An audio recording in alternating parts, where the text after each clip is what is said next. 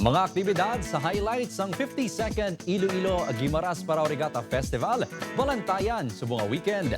Nakatutok live si John Sala sa Santo Niño Sur, Arevalo, Iloilo City. John?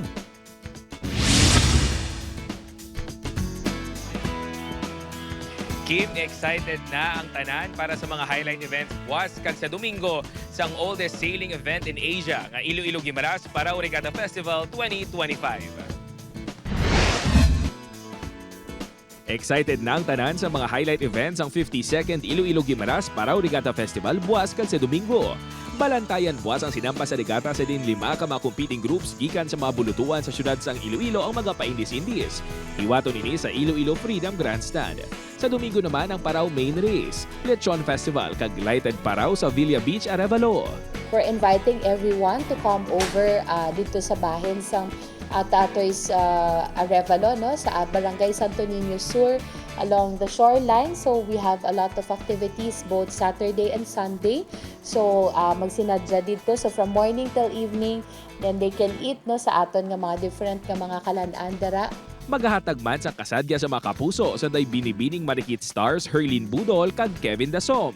Kaupod si sparkle artist Sean Vesaga sa Villa Beach. Luyag sang Iloilo Festivals Foundation Incorporated nga mahatagan man sang nagakaigo nga pagkilala ang Parao Regatta Festival bilang oldest sailing event in Asia kag isa man sa mga madinuagon nga festival sa syudad sang Iloilo.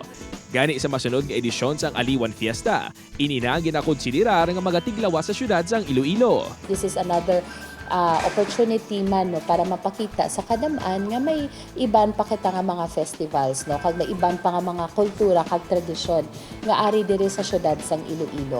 Bangod masako na ang mga dalanon ilabi na sa main festival area sa city proper area kag distrito sang Arevalo.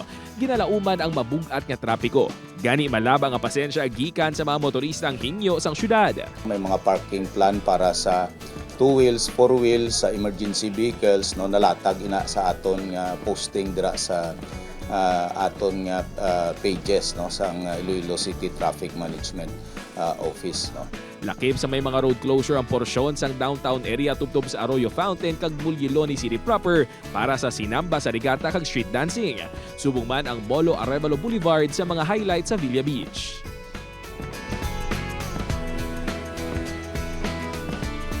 Kim, mag-deploy naman sa mga police personnel ang Iloilo City Police Office sa mga main festival areas agod masiguro ang kalinong, katawhay kag ang madinalagon nga pagpatigayon sa mga aktibidad sa Iloilo Guimaras Parao Regatta Festival 2025. Kim? Manamagin nga salamat, John Sala.